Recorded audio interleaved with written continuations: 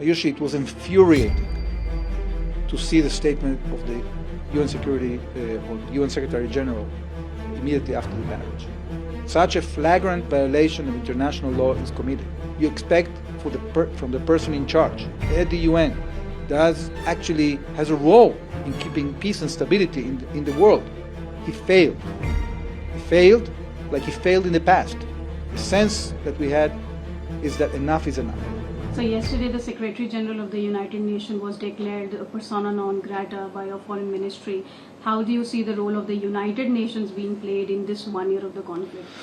Well, usually it was infuriating to see the statement of the UN Security or the UN Secretary General immediately after the marriage. Because when such a crime is being committed, such a flagrant violation of international law is committed, you expect from the person in charge at the UN that has a role in keeping peace and stability in the world to make a strong statement. He failed. He failed like he failed in the past. And the sense that we had is that enough is enough. At least what we have seen following our statement is that finally he declared that the barrage is something that has to be condemned. But it required our intervention, and it's a pity.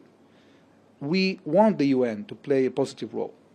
We know that there are agencies of the UN that contribute to the world. But when you have a UN system that is constantly appointing people that are rigged against Israel and write rigged reports against Israel, and when you have a UN agency, UNRWA, that was built in 1948 just to perpetuate the conflict between Israel and the Palestinians, they are constantly trying to educate the entire Palestinian population that Israel is not legitimate, that they should go back and actually annul the results of the war in 1948.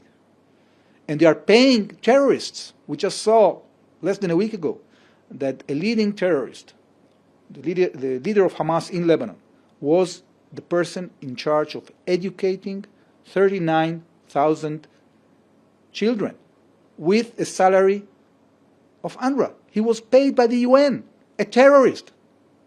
This has to stop if we want the UN to have an efficient role in our region. So recently Prime Minister Modi also spoke to your Prime Minister where he said that terrorism has no place in the world. He was also notably one of the first leaders who condemned the terrorist attack on October 7. How do you see that? Well, we are very encouraged by the approach of the Indian government, especially the approach of Prime Minister Modi. We are thankful for that.